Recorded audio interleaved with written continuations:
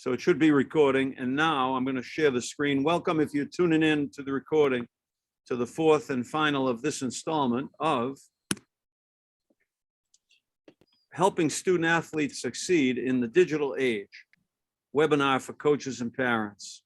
Tonight is episode 4, like I said, the last one. Let me move this over. Being in the moment, shedding the fear of failure. That's the main event, shedding the fear of failure, being in the moment. So I'll put these 4 bullets in the chat and I can refer to them. Shedding failure, being in the moment. Wait a second, bear with me. Put this in the chat. The bullets are in the chat. Okay. So let me ask you two guys, since we have such a small little gathering.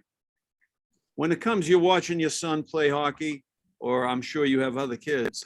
What are you guys observing when it comes to your children's ability to shed failure, be in the moment, and have a good time? What would you guys say?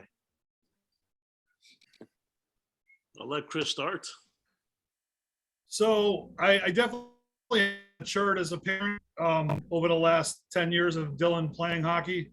I probably was a little bit immature when he first started, took it too seriously. And over time, I learned to stop having those conversations in the car on the way home. So with Dylan, it's always just, I just want him to be successful out there, but I really want him to always be working hard. That's the only thing I ever have an issue with. If he's not giving his best effort out there, he and I will have some words. But, you know, if you have a better team, you get beat by a better team, nothing you can do about it. I never have a problem with, like, about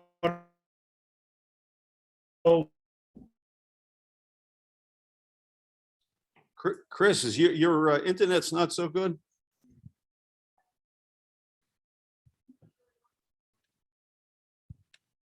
Fellas. Some two. we lost him. Okay, he's back. Can you guys hear me? I hear you now. I don't know if it's my internet or what. I'm in a hotel in Michigan at the dog show. I thought the internet would be great, but Did you catch what I said? no, I didn't catch a damn word of it. You got over, you used to yell at him in the car. You don't do that anymore. That's where okay, yeah. So over time, I've matured. I don't have those conversations in the car. The only thing I ever will talk to him about is effort. You know, effort. If I feel like he's giving effort on the ice and giving effort every shift, then he'll never hear a word from me. You know, I mean, you lose to a better team, I don't care about results. Obviously, I want him to win and have success. But you get beat by a better team, it happens. You know. So with me, I always look how hard he's working on the ice. Gotcha. Did you hear that? No, I heard all that. And that obviously goes with being present. And your son Dylan, Chris, how is he, through the years, how has he been at shedding failure? Can you tell sometimes back in the day, his body language, he's miserable because he missed a shot or this and that? No, my son is actually very good about letting failure go. And I think it's a really good character trait. He's almost like, I mean, I'm not a Yankee fan, but Mariano Rivera, he used to, you know, blow a save, but he'd come out and just the next 10 games, blow everybody away. Dylan is kind of like that. He kind of lets it go and is on to the next game. With me, I probably fester a little bit more still. You know, I mean, although I told you I've gotten a lot better with him over the last few years, I've got a lot more mature as a parent. I must say, as an aside, I've been in, honest to God, maybe 50 hockey locker rooms, maybe more, all other kind of sports, doing team building with the boys, girls too, young women, Northeastern, Framingham High School, all the way in between. I always ask us the same questions. Some of them are rather dark. This one's a bit dark, but I'll say, how many of you kids have been in a car crying because your father's been yelling, quotes, yelling? And it's usually between 40 and 60% of all kids that I interact with. And I have one question. Did your dads yell at you guys and have you crying? I know my dad hardly went to a game. I mean, he didn't have time. He was working. What would you guys say about that, though? I'm the same with you. My father never came. I used to take the bus with the hockey bag. Okay. There was My dad would come to some games, but he never got mad, never yelled at me, never, I don't know if he never cared. He wanted me to do well, but it wasn't as important as it is to me. I don't know why that is. Well, I was going to say, how did you get on that intensity bus over the years, what happened for you? Just out of curiosity, because I'm sure other dads will watch this, right? Yeah. And you see it a lot. I mean, when my brother was coaching high school hockey in suburban Boston in the 70s and 80s, there was one guy in the rink, the same guy every time, screaming at refs, screaming. But everybody else was like, Sean, shut, be quiet, stop, will you just stop? But today you see a lot. So how did that happen for you, Chris? You know, I just have a lot of passion for my kids. I saw he had a lot of natural ability. It drove me crazy because he was way more talented than I ever was. Okay. But I was a worker. I would always work and give my best. And, you know, Dylan turns it on and off sometimes. And although he's gotten more mature as a player over time, and maybe me backing off has helped too, you know, I backed off over the last immensely. We have many car rides where we don't even say anything. He's on his phone and we don't say anything anymore. And now he's starting to drive himself. So it's gotten Okay. better, way better. Have you and your son had conversation in calmer moments like, Dad, listen, that's not helpful, or Dad or your wife talking to you, or? Yeah. I mean, we have, and you know, it really hasn't been, the last 4 or 5 years has not been really bad at all. Maybe a couple times a year I'll get a little aggravated with him, but you know, that's the passion I have for my son. I want him to succeed, and you know, the good news about Dylan is very driven. He's a hockey player. He's not even into, I mean, he's into girls, but he's not really into girls. He's into hockey. He's into school, the sports. You know, so he's pretty driven on his own. So I think that's also helped me back off a little bit too. Yeah, no, that's good. I mean, my last comment about dads and cars and crying is the kids are under enough pressure as it is. I mean, I always harken back to Bobby Orr's autobiography, where he actually talks about his favorite part of hockey was just playing pond hockey, shinny in Canada. To this day, like, he preferred it, just the joy, the wind in your face, no pressure. So the kids have enough pressure. I think it comes from then, comes from the phones, it comes from some coaches, comes from social media. So I'm glad you've backed off it. Let them have fun. I mean, that's my. Oh yeah. Any comments, John, about being in the moment and shedding failure when you observe your children? We'll say about you. No, honestly, I think with my son, we don't really say much. We just tell him to have fun, because he definitely takes it a bit too serious. You know, failure is not in his dictionary, this kid. But I have a daughter who plays at AAA, and my lovely wife over here makes her cry all the time. So maybe you should tell her to stop making her cry. He's lying. He's confabulating or advocating, actually. I can bring down my daughter, and she can tell you, she really lets her have it sometimes. I'm like, just leave her alone. She really lets her have it. Mrs. Damianakis, why do you get so passionate about your daughter? I can't believe my husband put me on the spot right That's now. true. If I won't circulate this video if you send me $500,000, no one will ever see it. No, I think it's not. I don't make her cry all the time. Stop it. Don't make me bring her No. down. I get upset when I know that she's not putting her 100% effort, because I do know her capabilities, and it bothers me when I just see her taking it, like just being lazy. That's what bothers me the most. And I don't care if she tries hard or puts on her 100% and does not succeed, as long as I know she puts in her 100%. Same thing with the final exam. You're right. You know, you study hard to pass the exam, either with honors or by 70%, 80%, whatever the case may be. I'm not going to get upset with her because she didn't get 100%. If I know she put in the work. If she didn't put in the work, then I'll be upset, because she could have studied and, you know, made sure she got 80 or 90 or 100%. How old is your daughter, Mrs. Damianakis? 15. 15. I mean, is she in some teenage type phase where she used to really have fun and work super hard, and that's changing, or is that more the way she's always been? She's always been lazy. She's always been like that. I can say. I think more often lately than when she was little. No, when she was little, I think she was more competitive, actually. When she was little, she was more competitive. I think it's obviously within time and maybe, you know, growing up, obviously realizing maybe there's other interest, or realizing that she can do other things versus being so competitive. Maybe she realizes life is not, you know, being competitive, which is fine. It's just that let's not put in all that effort and training if you just want to play recreational. And I'll be okay with that. It's just make a decision. That's all. No, I can understand your frustration. My wife and I, we never had kids, but I find myself giving advice. Hello, Liz. Liz, are you also a Williston Okay. hockey mom?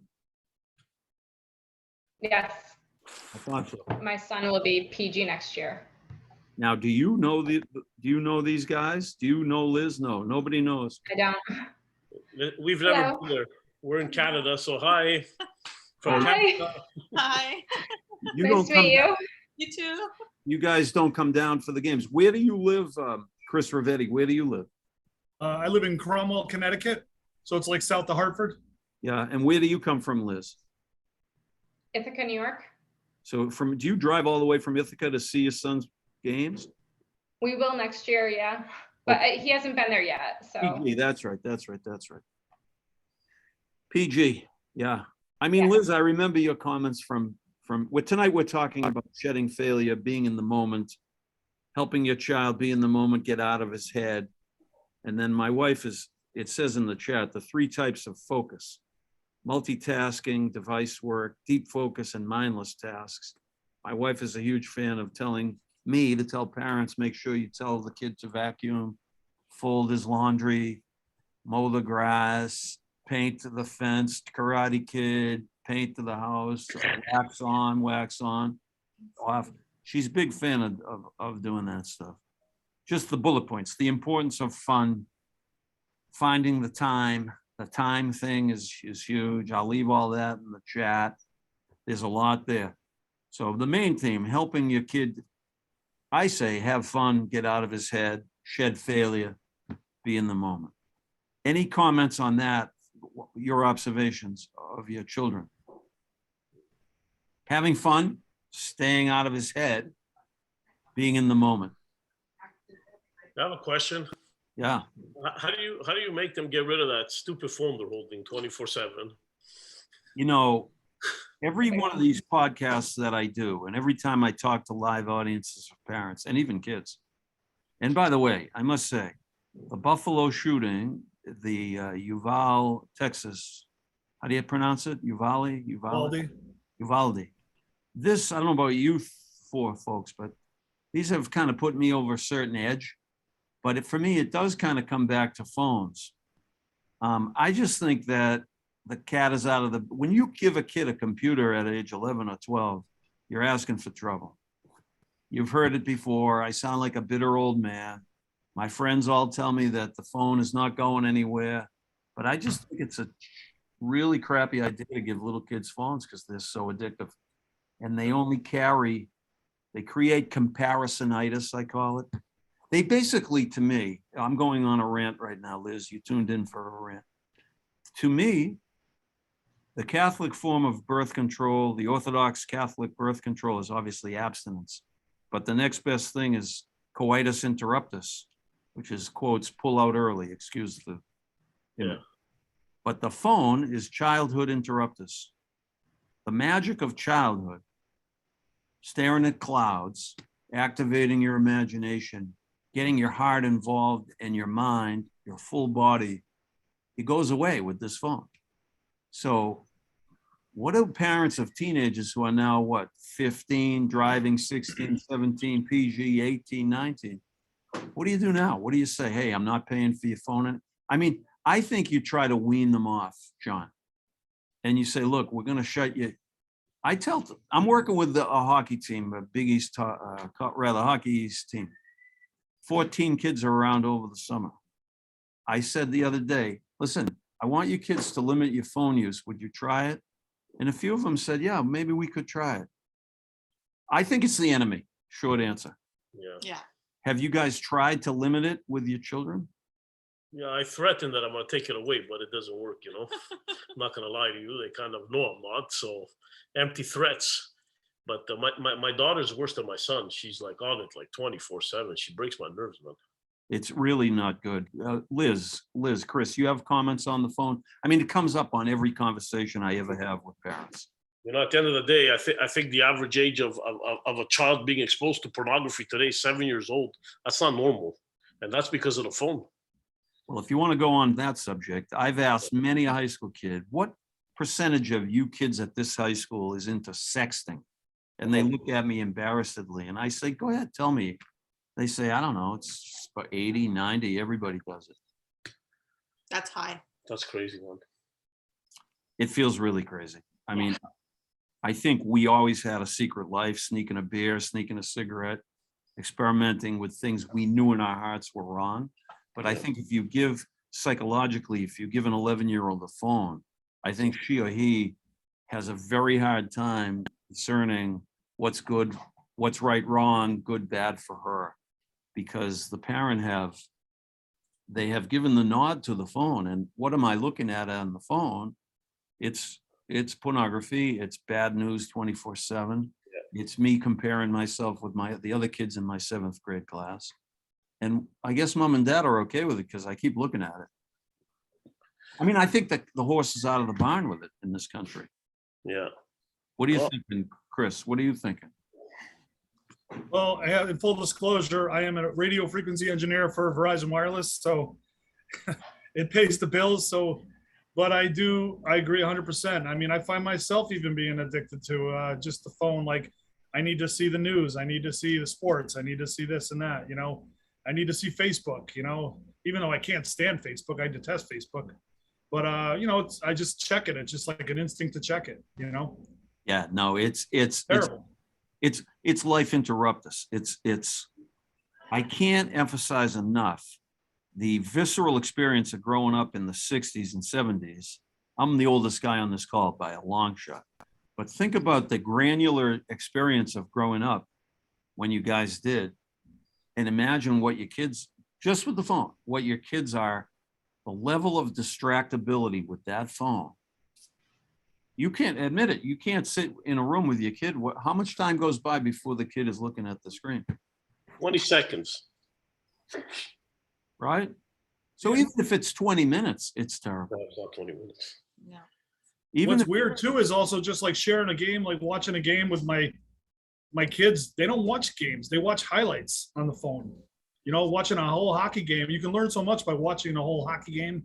I'm actually been forcing my kids to watch a whole period with me. I have 3 hockey players in this house. And I say, you guys need to build your hockey IQ. You need to watch hockey if you want to learn hockey and not just watch highlights. You know, well, listen, when I talk to kids, it's heartbreaking, Chris, you know, to hear these anecdotes. But when I talk to kids, particularly under the age of about 15, when they'll admit it, and they say, yeah, my mom and dad, we went away for the weekend. There was no internet, or my father got fed up and he shut off the internet, and they'll confide in me. You know, it was actually really nice. I mean, I think life with a phone in your pocket is weaving in and out of a 4-lane highway in Los Angeles or Toronto or some big ass city, constantly looking, honking, getting upset, getting super happy. I mean, kids' heartbeats are beating 20 times faster than they were per minute 20 years ago, according to a pediatrician friend of mine. And I think phones have a lot to do with that. I wish there were 30 million parents on this call, and I would say to them, please, I beg you, get a moratorium in your house on screens. Put yours away, and make your kids do it. If they're little, they won't miss it. If you play hopscotch with your 7-year-old, they're gonna have fun. Daddy, come on, I want to do this again. Kids are wired to enjoy imagination and independence and outdoors and fun and adventure. That's what they need. They don't need Mark Zuckerberg. They don't need another bulletin about a shooting.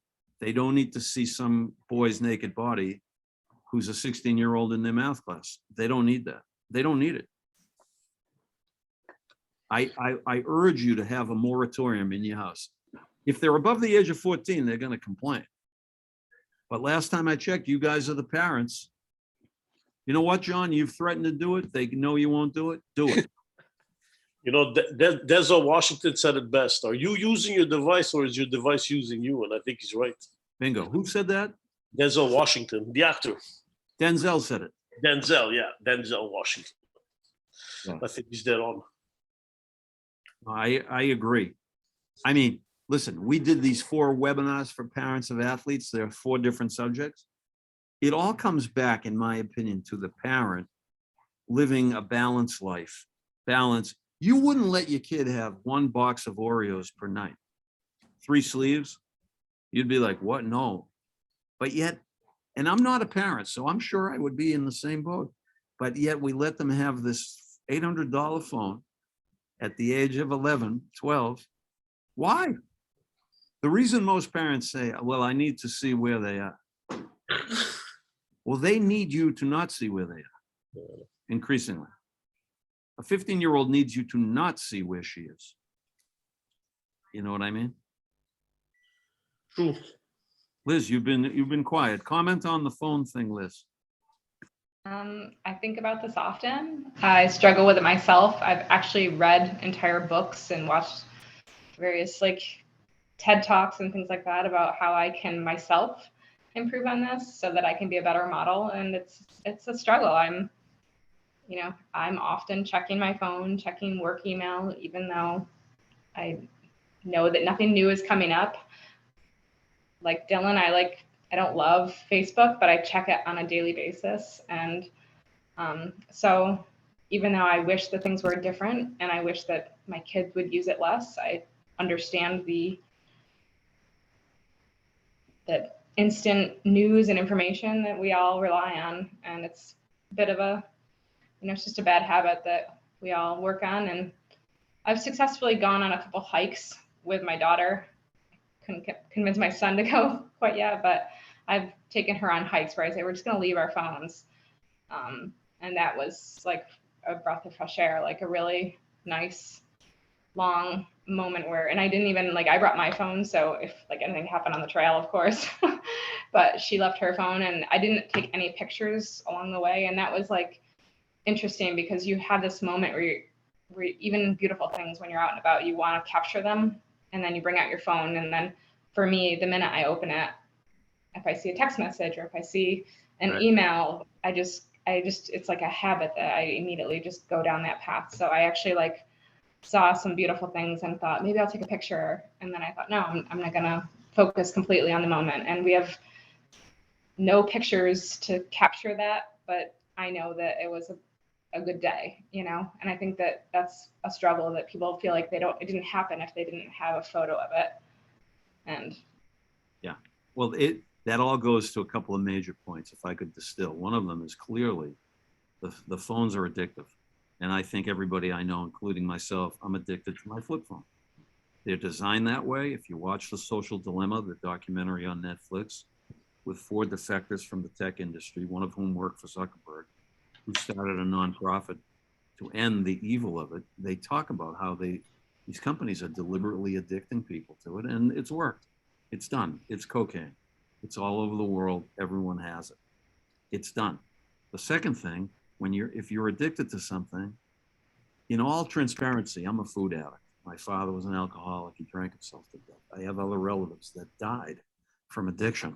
I've weighed as much as 265. If I start eating sugar, I don't stop. And I still do it, and I feel awful. But when I eat well, for the first 3 days, what do I have? Withdrawals. If you shut your phones off, you'll have you adults will have withdrawal. But we have to take back our kids' consciousness. The phone, trust me, it is it's a strep virus. It's a bacteria. It's comparison. It's insecurity. It is childhood interruptus. It interrupts what I remember to be and what I have studied to be. Studied for 40 years. The magic of childhood is completely interrupted by the looking at that phone. It's just interrupted. It is bad. I'd love to start some kind of a grown-up support system where we could get, because you 3 have come on this call until your husband, Ms. Damianakis, embarrassed you. You probably have been in the background. Maybe I'll talk to Coach Cunha and Hanford. Maybe we can get a little side Williston thing going. I'll talk to those guys about it. I'd like to start a club with 10 parents who say enough. Monday, Wednesday, Friday, we're going to stop with the phone. We're going to figure out how to do it. We're going to get the kids off it. We're going to start some movement in this country, because all this other crap, the bad news, the endless bad news, it all gets funneled through the phone. Yep.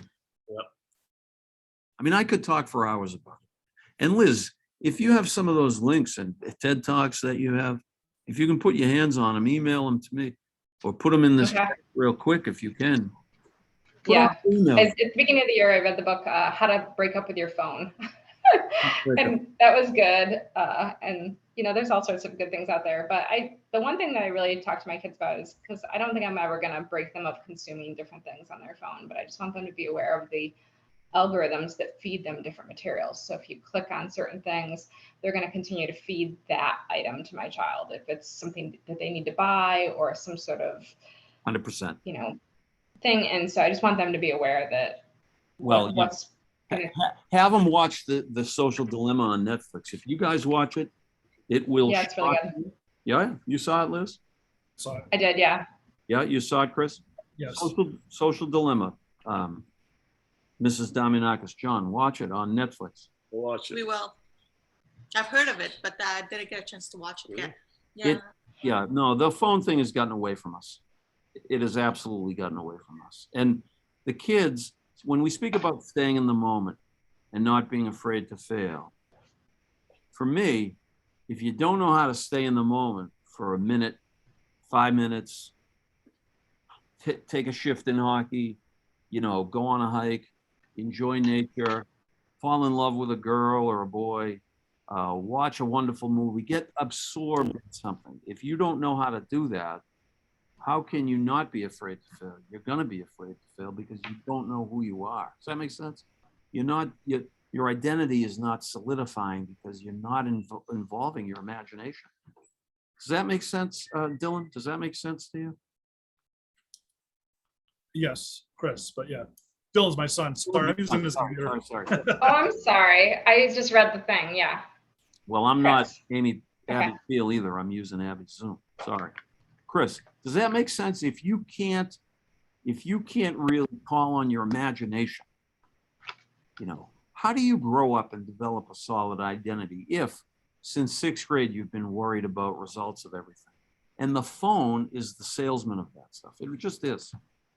I'll stop harping on it, but it's so important to me that parents call a moratorium, call a timeout on that, and let everybody just be together. Yeah, I mean, one of the things that we do to try to get away from the phones is definitely beach trips. We're close enough in Connecticut to hit the Rhode Island beaches. And those are great days because the kids are off their phones for at least 4 or 5 hours straight, because you can't take them in the water, right? So it's a great time. It's almost like you can feel the stress coming out of you, Right? you know? I mean, You do know? they have the phones on the towel on the beach and then they pick it up, or they just leave it in the car? I mean, they'll usually leave them in the car or they'll be packed away in a bag, but they don't, when they're in the water on the beach, they're not touching the phones, On any They're addiction, worried they're going to get sand in their phone. that's what I was worried about. They want to. With any addiction, you have to be motivated to break it. And in the case of, teenage boys and girls, they're not going to come to you and say, "Hey, Ma, I'm addicted to this. Can you help me?" It's not going to happen. It's got to come from you. It's got to come from you, and you have to motivate them. And I feel like once they get a taste of, what I'm saying, of peace of mind and being together at the beach, at the house, playing Monopoly, shooting pucks in the driveway with dad, listening to stories from mom, just being together, they're going to want more of that. Does that make sense? It does. It's definitely a problem. I mean, all these Zoom calls I do, I think if we don't get the phones out of it, it's not going to work. You look at the chat. I put it in there 3 times already now, but 3 types: multitasking, the phone generates that, but deep focus. When's the last time you saw, or you guys were in a state of deep focus, like Einstein style, pondering energy, mass, speed of light? Like, when's the last time any of us has been in a state of deep focus? Talk to me about that, anybody. I don't think I have experienced that in a very long time. Unless daydreaming counts. I'm a professional. I think pro daydreaming does count. Yes, there you go. I think playing guitar counts. I think listening to music counts. That's what I mean. I'm wondering, Chris, Liz, do you personally enjoy moments of deep focus? I mean, I Absolutely. love it when it happens. It's just hard to carve out the time and focus on it. Okay, fair enough. And how about you, Chris? Yeah, I mean, I find, I always say every like New Year's resolution, I want to read more books this year, and it just never comes to fruition. I don't read as much as I used to because of, well, I'm a busy parent of 4, but the phone is, I read a lot of my stuff off my phone. So, you know, I don't have the energy to sit there and ponder and read a book that I really enjoy, you know? Yeah, it takes, again, I think the phone is an addiction. It's in the moment.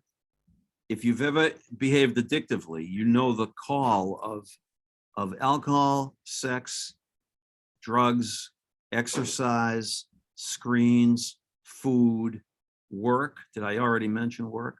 The call of it, it's in your body. And to resist the call of it, you have to have a lot of structure. And it begins with a decision. The kids aren't going to make the decision. We have to make the decision. You know, it's the Yeah. same reason why I would say conservatively, 2,500 people are invited every so often to this call. 2,500 people are invited. Liz comes, Chris Rivetti comes, John and Mrs. Dominakis, a couple others come. Kyle Hanford came once, right? From Yes. Boston. Ryan Quigley, my buddy, came, but there's thousands invited. People cannot, and I'm scared that we're losing kids, you know, I'm really scared of it.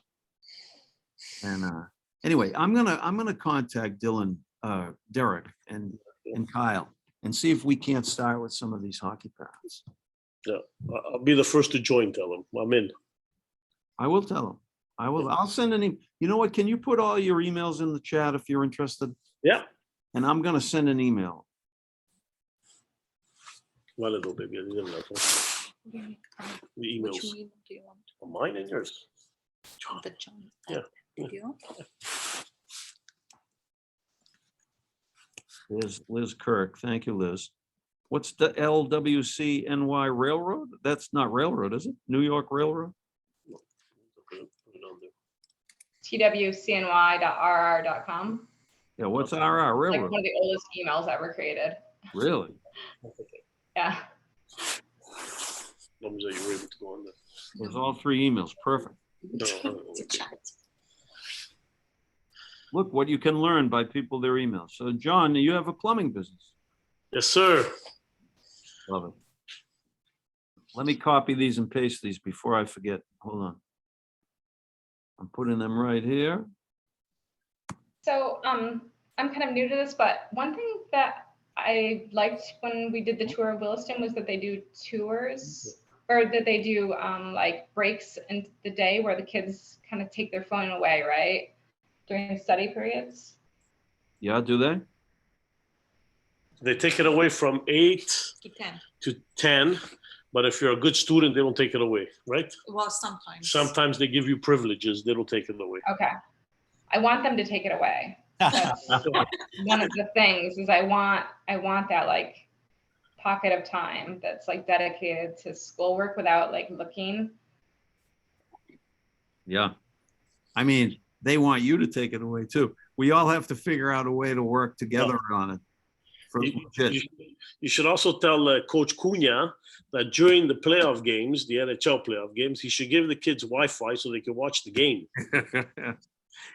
You know what I'm gonna do? When I put this recording on YouTube, I'll send the link I'll put it in the email to Coach Cunha, Coach Hanford, and the 4 of us, and we'll see what they do. So let me go back. The 3 types of focus, yeah? Deep focus. And do you see your kids doing mindless tasks? You know the joy of washing windows, you daydream, you mow the grass, right? You do the dishes, unless you've been doing it for 30 years, just dishes, you're sick of it. But somebody comment on the joy of mindless tasks. I love it's my peace time. I go out there, ride my tractor, and cut my grass for 45 minutes to an hour. Sometimes I'll play music in my ear, you know, but sometimes I just like to hear the hum of the tractor. I enjoy that time. It's good for the body, good for the, do you see your 4 kids doing it, Mr. Rivetti? Do you? Yeah, they all know how to cut. They all know how to ride and cut, but they always come up with some excuse. But I make them go out. They got to help me more and more. I'm getting old. Yeah, no. You should make them help. Yeah, that's the other aspect. I mean, mindless, hey, vacuum your room. I know a lot of kids that don't know how to turn on a vacuum cleaner. What about mindless tasks up in Yeah. Canada? What do you guys say about it? Well, the kids don't do anything, but I definitely do. I play guitar. I listen to records every day. I chill out. I love chilling, but I don't. I'm not a gardener like Chris there, but I don't know. I don't like that, but I'll go out. I'll sit by the pool. I'll just do nothing. Just stare at the clouds, like you said. Good. Do your kids ever say, Dad, what are you doing? You're not productive. What are you doing there? Why are you sitting there? No. Actually, my son will come out. He'll sit with us. He won't do anything. He'll just sit there for an hour. But after 20 minutes, unfortunately, the phone comes out. Back to the phone. Either the phone or friends. Yeah. One or Friends the is good. Friends, the phone, I don't know. Liz, what do you say about mindless tasks, Liz? I don't know. We're still working on that. I mean, I try to model that whenever I can, but I don't give the kids a ton of like chores tasks that they have to do. Their schedules are pretty busy, and I think I had to do a lot of chores as a kid, so I've gone the other direction. So I tend to do a lot of the Happens tasks. too. You hear that too from parents. I used to do a lot. I like to let my kids be free, but I think responsibility is important. It's super important. It's a good segue into the last bullet. Understanding and defeating the time famine. My anecdote I remember watching every Bruins game. I fell in love with Bobby Orr. I don't know what date he got to Boston, but I was in junior high, I suppose. Does anyone know what year Bobby Orr came to Boston Bruins? I'm sure we all have a screen on which we can look it up. We can Google. Back to the phone. But, well, when you find it, Johnny, let me know. But No. there was something about watching this guy play. And when I found out he put on his skates with no socks, it made the magic even perhaps smellier, but deeper. I thought, this kid, he plays with no socks. I remember telling my brother, and after the 5th time, my brother said, yeah, I know, you told me 4 times. So what? It seemed amazing the way he handled the puck. It captured my imagination, and I watched every game. I remember doing some homework, but as far as time famine, I don't remember that. I don't. Chris, do you remember a time famine in your childhood?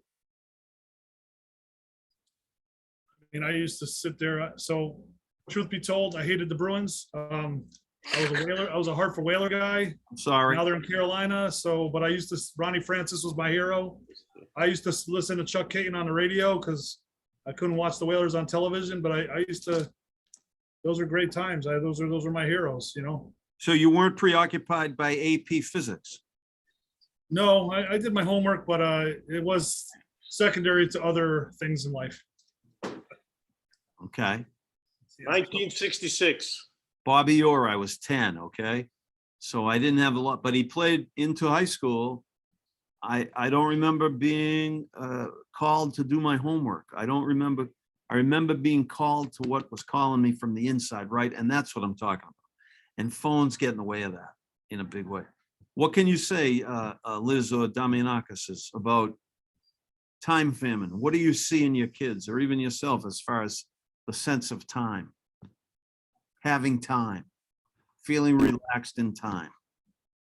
You know what? Honestly, I think they're okay with that. I mean, They're not okay. They're always Yeah. stimulated. They always either have to have friends over or constantly going to the gym or constantly going to the pool. They're always on a schedule, not on a fixed schedule, but they're constantly moving, doing something. I think kids today don't take the time for themselves to realize or to think about who they are and who they want to become. They're constantly stimulated, whether it's virtual or whether it's in person. I couldn't have said it better myself. I mean, I think I think there's a perceived, I mean, they're busier. There's 24 hours in a day. They sleep less. They're on phones minimum an hour a day, closer to 3-4 hours. So Yeah, they have way more homework than we ever did. exactly. And they're doing more organized sports than we, so there literally is less time. Exactly. So they don't get a chance. Yeah. I remember growing up, sometimes I would just stick around in my room Do on nothing. my bed doing nothing, either staring at a wall or bouncing a ball or just thinking. Kids today, I haven't seen any kid today, at least that I know of, or my friends, or my kids' friends, or my friends' kids. None of them who have asked or spoke to actually kids stay in their rooms doing nothing. They're I- always constantly moving around. I think the only way that we're going to convince a generation of parents to take back their kids' childhood, in my opinion, since the attendance on these things is so sparse, is honestly to try something at Williston and see if Coach Cunha will organize the parents. And we'll all meet out there one time when you drop your kids off. And then we'll do Zoom stuff. And then I'll make my way, come to a few games, and we'll get together and try and experiment with kids. Maybe as soon as this summer. And shut off the devices and show them a good time. Yeah. A device-free good time. How old are your 4 children, Chris Rivetti? So I have a 20-year-old who's a senior, rising senior at UConn. And then I have a Dylan, 17. He'll be repeat junior at Williston. I have a 15-year-old daughter who's in Mercy High School, Catholic high school, and she's a freshman. And then I have a 8th grader, rising freshman. He's going to be at Xavier High School. So the one thing about the Catholic schools is they're very strict with the phones, which I like. Well, They- Jesus never had an iPhone. That's They have true. something called justice under God at these schools, and if you call your phone, you got to sit and stare at a crucifix for an hour, Really? Wow. and they take it away. Do they make the parents shut them off at the house? No. They don't. I guess I need a jug myself. I like it. But does UConn play hockey? UConn does. My older son doesn't play sports, but UConn is Hockey East No, Division UConn One. hockey. I meant your son. I'm wondering, does he play hockey down there? Oh no, our oldest son doesn't play sports. My youngest 3 all play hockey and soccer. And how many kids do you have, Mr. and Mrs. Damianakis? Just 2. One, my son who's in Williston. He's grade 11. He's going to be grade 12 next year. And my daughter who's 15. And Liz, how many kids do you have, Liz? Just 2. One younger, and then Tyler, who's older, Gotcha. who's going to be the PG. Well, listen, I'm going to email to Coach Cunha Hanford, Youth 4 or Youth 3. I have one email for you there, John. And I'll send the link to this conversation. And I tell you what, I should be thinking about retiring. I'm 65. I literally cannot do it. I can't. If I were to have retired, I would put 42 years in teaching school for 6 years, then being a counselor, a life coach, team building. I cannot leave these kids with this smorgasbord of challenges that's no good for them. I can't do it. I can't do it. And I'm determined to make a difference. And I think it's not impossible. You know, they say it takes 21 days for your brain to shift the addiction. 21 days is nothing. You blink your eyes, there goes 21 days. It's nothing, but if we don't model it for them, Coach, right? They're not going to do it. Yeah, exactly. We had Chris coming back in. We have to model it. Yeah, there's no question about it. I thought Chris was coming back in. Something must have happened. Yeah, I'm back. Can you hear me? Yeah, but I don't see you.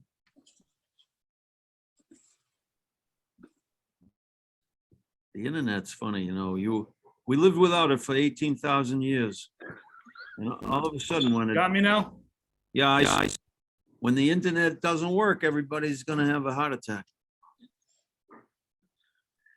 We'll get over it. But I think the solution really lies in us grown-ups taking back the culture in our home. I love the Catholic school with the no phones, no. Be with yourself, be with God, be with each other. Don't look at this. I mean, I remember I used to try to comb my hair. It's curly, right? So in 7th grade, I take out a pocket comb and I start to comb my hair. What happens? 1968. 10 people go, hey, put your comb away. Well, you're vain. Why are you combing your hair? Seriously, right? Do you remember anything like that? Or am I the old one that remembers that? Yeah. You remember, right? Now, what is the phone really about? What is it about? It's such a self thing. It's a constant self. What do they think of me? What do I think of me? What does Mark Zuckerberg think of me? I don't know. I can't explain. The selfies kill me. Take a picture of yourself, man. I don't get it. No, I'm good. I'm good. But it's here to stay. So let me ask you, oh, there goes Ravetti again. Does anybody have any final comments? Thoughts? No, we're good. As long as you get Coach Cunha on board, we're good. Okay, all right. Liz, you look deep in thought. When you come on this, you always look like you're working on a novel or something. All good. All good? Okay. Any final thoughts, Mr. Ravetti? Sorry, I had some internet problems there, but no, thank you for doing this. This was good. You know, it's definitely an issue that it's been on my mind. You know, how to fix this problem. You know, I think we can be fixed, but I think you need community, right? If we're all addicted to the phone and we're I'll all, lose you again. what's that? You got me? Chris, Gotcha. you got I me? got you. If it's an addiction, you need structure, you need community, right? You need to, we need to sort of this step one in the 12 steps is we acknowledge we were powerless over alcohol. Our life had become unmanageable. That's step one in the addiction 12-step model. I mean, I think we're there with phones, like we're powerless over these things. They're clearly a massive distraction. And I'd like to try it in the community of Williston hockey parents to see what we can do. I'd like to lead the way and try, see what we can do. I think the boys will be really, really grateful. I believe so too. I think they're gonna feel relieved. I agree. All right, I'll let you guys go. Once I have the YouTube, you'll see an email from me within 15 minutes. Okay. Coach Cunha and Coach Hanford. Anybody else at Williston I should let know or start with those guys? John, what do you think? Yeah, I think the coach and Hanford is probably the best way to go. Other than that, I mean, I don't know too many people. It's our first year there, but I think they're the best. They really are. Okay. Coach Cunha is a fantastic gentleman. He's amazing. Yeah, he's a good guy. Yeah, very good, very good. But if once again, since he's gonna watch this video, if he could open the internet and let the kids watch the game, it cost me a lot of money for my son to watch the game this year. So that's about it. Okay, I'll let them know, and I'll let them know, and you'll see the email in 15 minutes. Perfect. All right, Dylan, Chris, thanks.